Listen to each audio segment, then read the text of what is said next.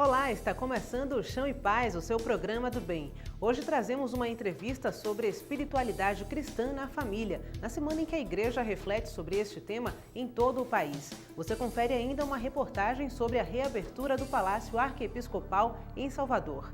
O Chão e Paz está no ar.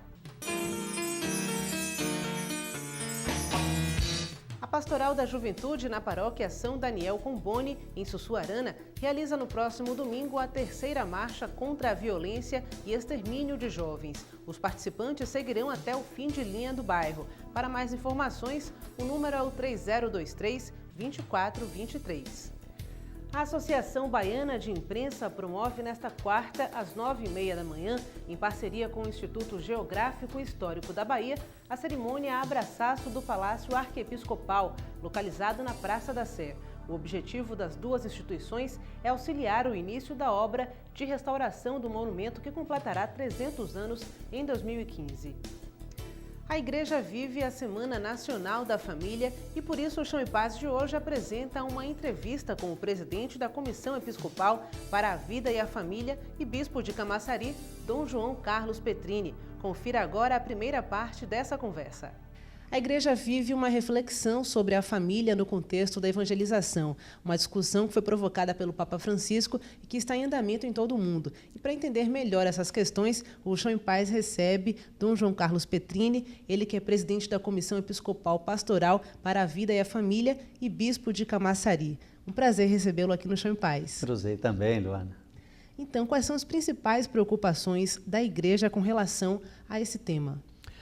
O sínodo que está chegando tem como principal cuidado apresentar o Evangelho da Família. E quando dizemos o Evangelho da Família, queremos dizer a boa notícia, que é o amor humano vivido numa família cristã.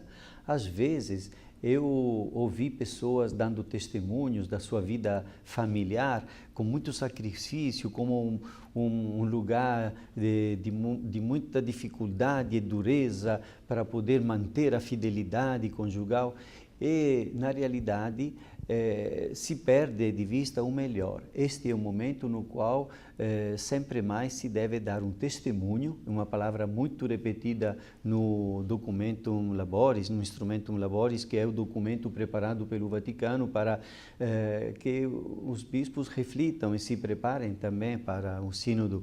É a palavra testemunho, quer dizer, o testemunho de uma realização humana, de um caminho de felicidade, de verdadeira satisfação, que enfrenta, sim, algum sacrifício, como qualquer tipo de vida exigente, mas que a cada dia, e especialmente no final da caminhada, lá na idade avançada, a pessoa possa dizer, valeu a pena, está valendo a pena, é uma grande satisfação eu ver esta minha família, os filhos crescidos e agora os netos, este amor que vivemos e que encheu de esperança e de alegria a nossa vida cotidiana. Este, digamos assim, o Evangelho da vida que deve ser reapresentado com maior clareza e com as razões.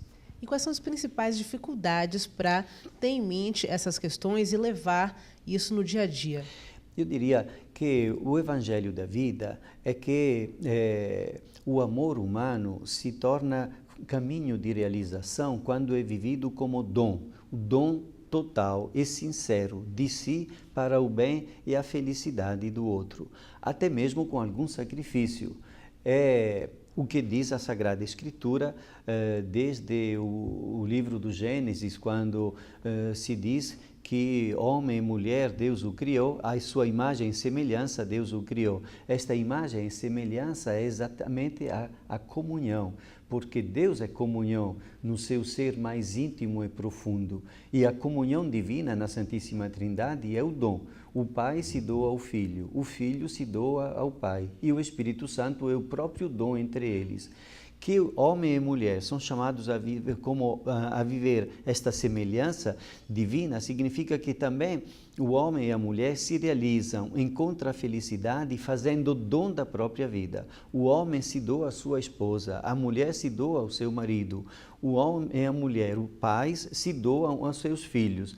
Acontece que na cultura contemporânea, este esta sensibilidade para o dom parece uma coisa desprezível, porque está mais exaltada no contexto atual, a disputa para ver quem tem mais poder, quem decide as coisas, e uma certa rivalidade até mesmo entre homem e mulher. É claro, é uma história que vem de longe e que tem se consolidado nestes anos, como dizer, tem diminuído então este clima de cooperação entre entre sexos, e diminuído também a cooperação entre gerações, entre os pais e os filhos, entre os adultos e os idosos. Então, como se cada um tivesse que obsessivamente correr atrás da sua própria realização por outros caminhos que não passam pela família, que não são a família. As dificuldades, então, Luana, nascem daqui. É uma fragilização dos vínculos familiares que levam muitos casais a imaginar que é melhor romper aquele vínculo e começar tudo de novo com outro homem, com outra mulher, e isto se torna motivo de sofrimento. A preocupação do Papa certamente é esta. O Papa Francisco sempre fala das feridas e do fato de que cabe a nós, cristãos, curar as feridas. Até falou que a igreja deveria ser uma espécie de hospital de campo para cuidar de tantas feridas que o mundo de hoje acaba criando nas pessoas. Sofrimentos de abandono, de solidão, de incompreensão, de rejeição, que acabam marcando fortemente os homens, as mulheres, as crianças de uma maneira ainda mais acentuada. E o Papa está preocupado justamente com isto e quer dizer, esta é tarefa nossa, cabe a nós também ir ao encontro deste sofrimento para ver como ele pode ser aliviado. Então, as separações, os divórcios, o que se pode fazer, o que a igreja pode fazer para acolher estas pessoas. E é claro que em momento nenhum se pretende de reinventar a igreja, uma outra doutrina, outras normas. Não, continua a igreja de sempre, mas com esta sensibilidade hoje mais aguçada, graças ao Papa Francisco, de estar atentos a estes momentos de sofrimento, para encontrar caminhos que, sem nenhuma subversão, acredito eu, da doutrina católica, mas caminhos de acolhimento para poder aliviar o sofrimento que está aqui no tempo de hoje muito presente nas famílias. Na próxima segunda-feira acontecerá a sessão especial em comemoração aos 115 anos da Venerável Ordem Terceira do Rosário de Nossa Senhora às Portas do Carmo. A iniciativa foi requerida pelo vereador Joseval Rodrigues e começa às 19h na Câmara Municipal de Salvador. A programação da Semana da Família segue até o próximo sábado, com o tema Espiritualidade Cristã na Família, um casamento que dá certo. O material para o aprofundamento do tema nas paróquias é o subsídio A Hora da Família. No próximo bloco, você continua acompanhando a entrevista com o presidente da Comissão Episcopal Pastoral para a Vida e a Família e bispo de Camaçari, Dom João Carlos Petrini. O intervalo é rápido, não saia daí.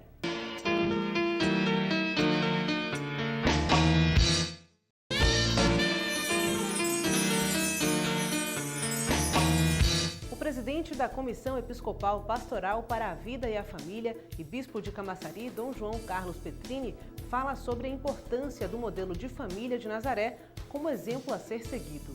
Nesse contexto de desafios para as famílias, provocados muitas vezes por trabalhos que impõem a questão da distância, de filhos entre homem e mulher, como fica a questão do modelo de família que a nossa igreja tem, que é o modelo da família de Nazaré? Então, você disse muito bem, Luana, existem fatores da organização da sociedade que não favorecem a família.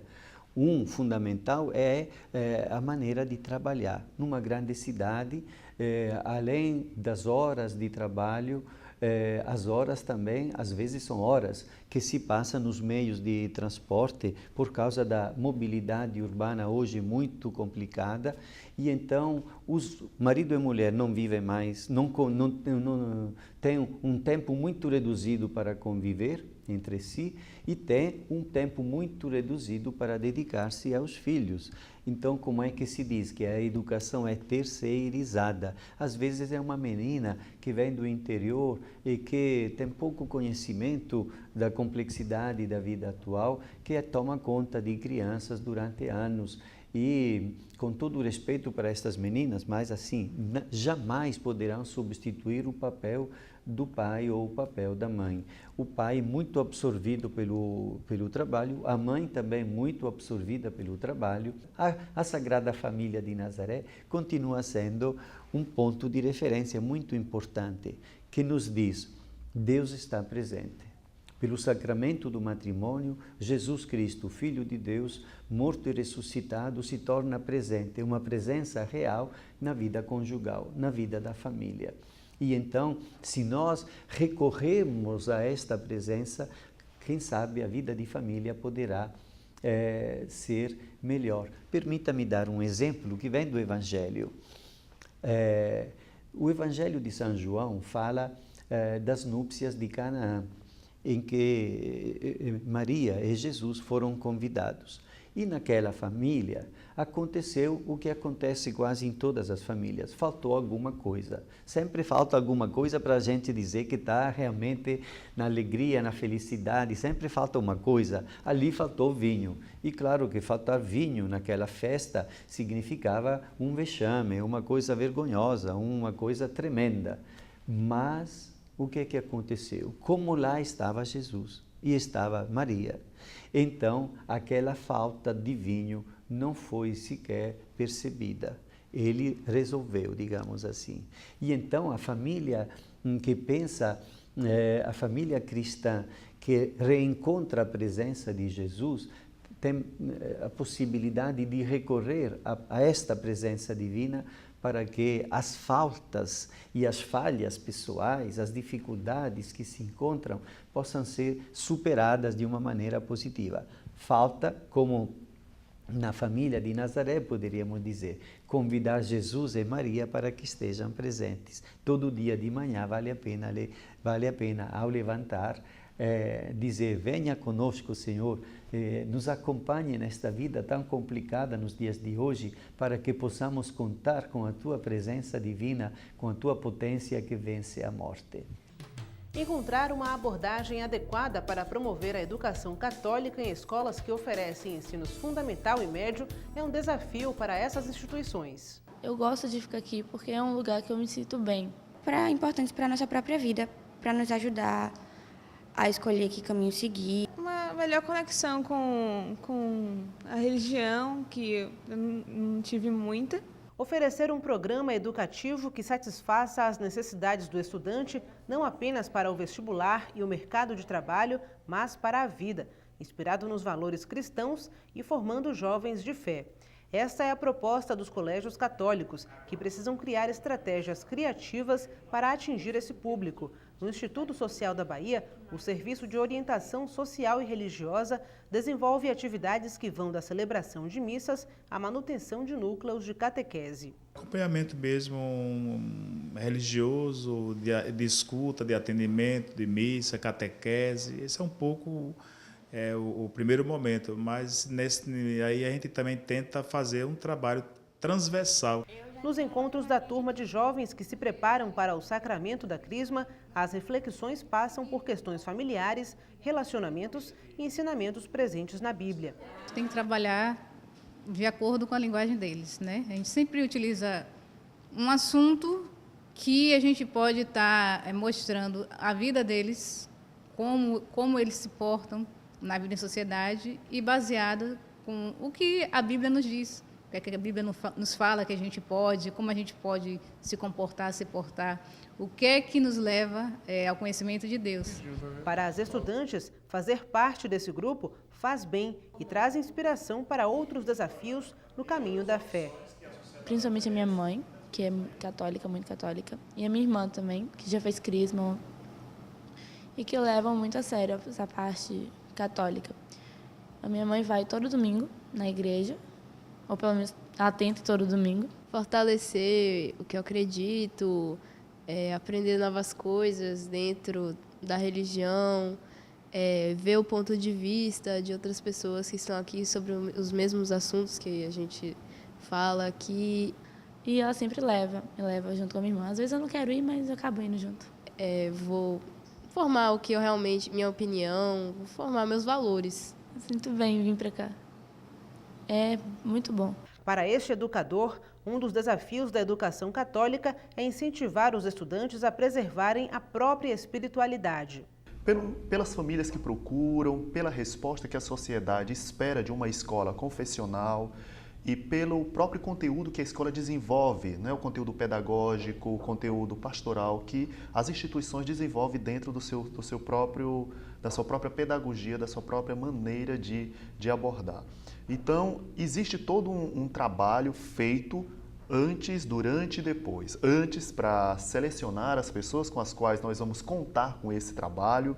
Durante a formação permanente, que é fundamental também, das pessoas que estão implicadas diretamente com a formação de jovens, de adolescentes, de crianças e de adultos, inclusive, como é o caso também do Colégio Antônio Vieira aqui em Salvador. E também o pós, porque é a nossa preocupação, que tipo de cidadão está atuando na sociedade hoje. Então, é sempre uma preocupação constante e um debruçar-se constante sobre que tipo de pessoa hoje nós formamos e desejamos formar para atuar na sociedade hoje. Vamos agora para mais um intervalo e na volta você vai saber como ficará o Palácio Arquiepiscopal após a restauração. O Chão e Paz volta já!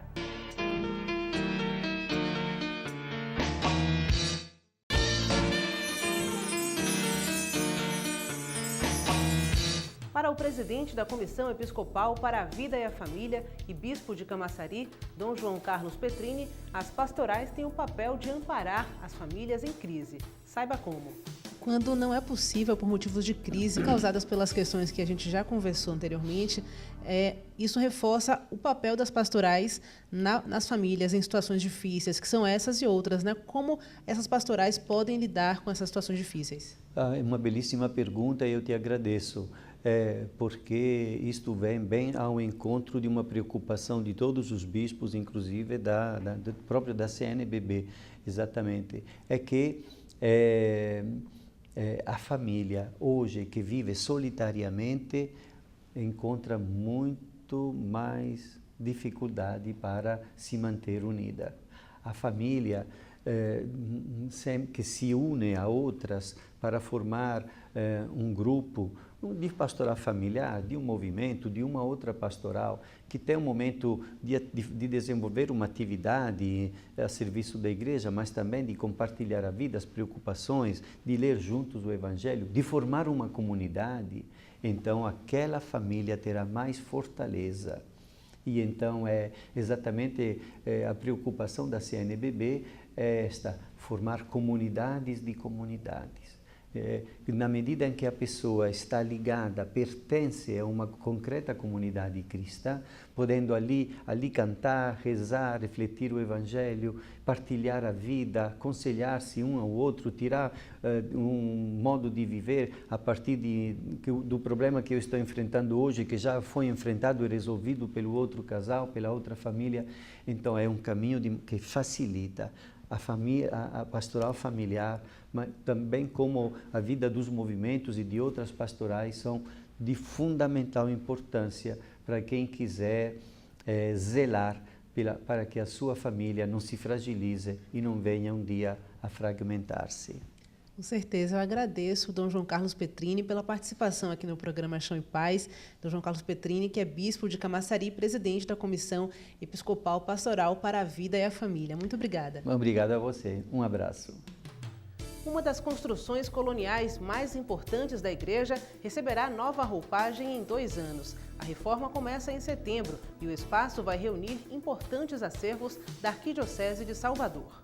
Até setembro de 2016, o Palácio Arquiepiscopal de Salvador, localizado na Praça da Sé, será recuperado com investimentos iniciais de 18 milhões de reais dos Bancos Nacional de Desenvolvimento e Sustentabilidade e Itaú.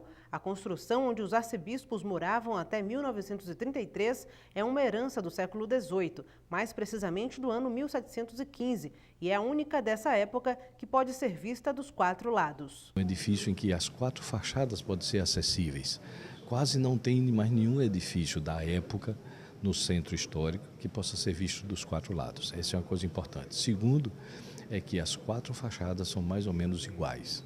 A modulação das janelas, na fachada frontal são 6 janelas, na fachada lateral são 8 janelas. Ele é um edifício quase quadrado.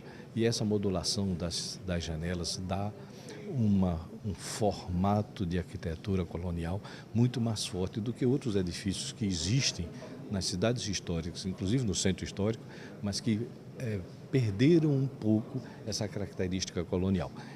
Quem estiver na Praça da Cruz Caída poderá ver a fachada posterior do prédio e chegar até o outro lado dele. O segundo dos 3 pavimentos será um espaço para estudos históricos. Com 600 metros quadrados, a área vai abrigar um banco de dados. Entre os espaços que o palácio terá estão laboratórios para restauração de imagens e de documentos que estão no arquivo da Arquidiocese, um memorial da Igreja no Brasil e um espaço para atendimento com escritório para o arcebispo, capela episcopal, biblioteca e sala de conferência. A sua restauração vai mostrar a beleza do que nós temos e que talvez nem conseguimos apreciar devidamente. Depois, o próprio fato de nós recuperarmos a parte histórica escrita, a de imagens, e ser um centro de estudos. Quer dizer, nós queremos que não sejam só profissionais já gabaritados a trabalhar, mas que eles sejam mestres de pessoas que vão se interessar mais para conhecer a história, como o cuidado de restauração de documentos. Depois, acima de tudo, eu penso que o grande valor vai ser, eu diria assim, o passeio que se vai poder dar pela história da Igreja no Brasil. E falar da história da Igreja no Brasil é falar da própria história do Brasil. A reforma inclui iluminação externa, reestruturação dos pilares, instalações elétricas, hidráulicas e drenagem, elevador para 8 pessoas, climatização e ambientação dos espaços, além de ligação com a Praça da Sé. Os visitantes do Palácio Arquiepiscopal poderão ver o interior de cada sala, porque os corredores terão a circulação moldada em vidros. As restaurações dos espaços devem também contemplar isso, lugar de acolhida para aqueles que também sofrem, aqueles que precisam. Claro que isso significa também investimentos, e aí nós, enquanto igreja, precisamos estar atentos, buscando pessoas. Então precisamos de colaboradores, precisamos de voluntários, precisamos de homens e mulheres que, em nome da fé, se colocam à disposição também desse cuidado dos mais carentes, porque o centro histórico não é só cultura e beleza, é também humanidade. E se é humanidade, na humanidade está a dor, o sofrimento, mas também a alegria, a verdade e a paz. Com área total de 1.950 metros quadrados, o Palácio Arquiepiscopal será o primeiro centro histórico da Igreja Católica do Brasil. Afinal, a Bahia, onde nasceu a primeira arquidiocese do país, a de Salvador, em 1551, é onde está o acervo mais completo sobre a Igreja na América Latina. O Chão em Paz fica por aqui, mas você pode entrar em contato com a nossa equipe através do e-mail chãoempaz@arquidiocesesalvador.org.br e no portal www.arquidiocesesalvador.org.br você pode rever outras edições do programa e também, claro, ficar por dentro do que acontece na nossa igreja. Para você, uma ótima semana. Fique com Deus e até o próximo Chão em Paz.